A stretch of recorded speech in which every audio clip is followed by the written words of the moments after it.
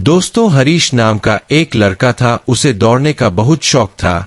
वह कई मैराथन में हिस्सा ले चुका था, परंतु वह किसी भी रेस को पूरा नहीं करता था। एक दिन उसने ठान लिया, चाहे कुछ भी हो जाए, कि वह रेस पूरी जरूर करेगा। अब रेस शुरू हुई। हरीश ने भी दौड़ना शुरू किया। धीरे धीरे सारे धावक आगे निकल रहे थे, मगर हरीश थक गया था। वह रुक गया। फिर उसने खुद से बोला, अगर मैं दौड़ नहीं सकता तो कम से कम चल तो सकता हूं। उसने ऐसा ही किया है। धीरे धीरे चलने लगा। वह आगे जरूर बढ़ रहा था, मगर वह बहुत ही थक गया था और पकने के कारण वह नीचे गिर पड़ा। उसने खुद को बोला, मैं कैसे भी करके आज दौड़ को जरूर पूरा करेगा। वह जिद करके वापस उठा और लड़खड़ाते हुए आगे बढ़ा। अंततः अपनी रेस को पूरी कर पाया। दोस्तों, माना कि वह रेस हार चुका था, लेकिन आज उसका विश्वास उसके चरम पर था। आज से पहले वह कभी भी रेस को पूरा नहीं कर पाया था। वह जमीन पर पड़ा हुआ था, क्योंकि उसकी मांसपेशियों में खिंचाव और दर्द हो रहा था, लेकिन वह बहुत खुश था क्योंकि आज वह हार कर भी जीत गया था। कहानी से सीख। दोस्तों, हम लोग भी ऐसे ही गलतियां कई बार करते हैं। अपने लाइफ में कोई काम पूरा ना हुआ तो उसे छोड़ देते हैं, एल। लेकिन याद रखिए, हमें हरीश की कहानी से यह सीख मिलती है कि अगर हम लगातार आगे बढ़ते रहें तो एक दिन हम हार कर भी जीत जाएंगे। छोटे छोटे कदम आगे बढ़ाते जाओ और आगे बढ़ते जाओ। दोस्तों, कभी भी हमें कोई काम नहीं हो रहा, नहीं हो पाया, ऐसा कहकर नहीं छोड़ना है। हमें उस काम को पूरा जरूर करना है और अपने मन में ठान लेना है कि अभी नहीं तो कभी नहीं, मैं ही हूं जो इसको कर सकता हूं और मैं इसको जरूर करूंगा। अब चलते हैं अगली कहानी पर। एक बार की बात है, गौतम बुद्ध गांव में पेड़ के नीचे बैठकर गांव वालों को क्रोध के ऊपर समझा रहे थे। उसके ऊपर सत्संग दे रहे थे और समझा रहे थे कि किस प्रकार क्रोध एक इंसान को किस तरीके से पूरी तरह नष्ट कर देता है। जब किसी इंसान को क्रोध आता है तो वह किसी के बारे में नहीं सोचता है, मूर्ख बन जाता है और इस प्रकार की हरकतें करने लग जाता है, जिससे उसका विनाश निश्चित होता है।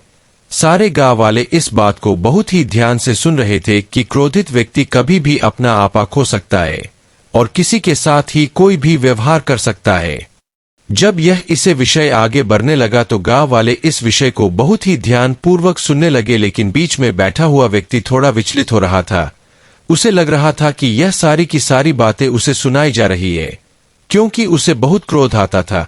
जैसे जैसे यह विषय से आगे बढ़ता गया, उस व्यक्ति का क्रोध और बढ़ता गया और अपने स्थान से खड़ा होकर गौतम बुद्ध के पास गया, उनके मुंह पर थूक दिया और कहने लगा, क्या फालतू की बातें कर रहे हो, क्या बकवास कर रहे हो, हमें तुम्हारी यह फालतू की बातें नहीं सुनना, जहां से चले जाओ। जब गांव वालों ने देखा कि वह व्यक्ति गौतम बुद्ध के साथ किस प्रकार का व्यवहार कर रहा है, गांव वाले गुस्सा हो गए और उसे मारने के लिए दौड़ पड़े, लेकिन गौतम बुद्ध अभी भी शांत थे और उसी मनोभाव में थे जिस प्रकार पहले वह सत्संग दे रहे थे। बुद्ध ने उन व्यक्तियों को रोका और कहा कि नहीं, इस व्यक्ति को कुछ मत कहिए, इस व्यक्ति की कोई गलती नहीं है। इस व्यक्ति को क्रोध आ रहा है और क्रोध में ऐसा होना निश्चित है, इसमें इसकी कोई गलती नहीं है। सभी गांव वाले आश्चर्यचकित हो गए कि गौतम बुद्ध के साथ इस व्यक्ति ने इतना कुछ किया, लेकिन गौतम बुद्ध अभी भी शांत है और उस व्यक्ति के खिलाफ कोई भी बात नहीं सुन रहे हैं।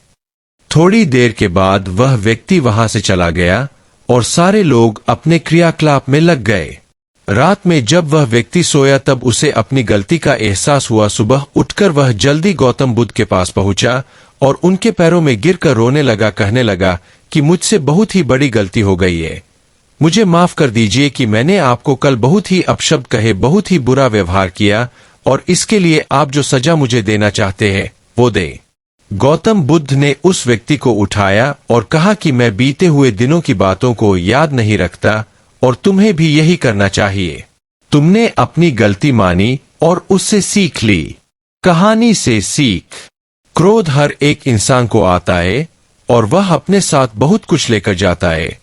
इसलिए अगर आपकी जिंदगी में भी कभी क्रोध आता है तो उस समय के गुजर जाने का इंतजार कीजिए, क्योंकि क्रोध थोड़े समय के लिए आता है लेकिन मैं आपकी जिंदगी से बहुत कुछ लेकर चला जाता है।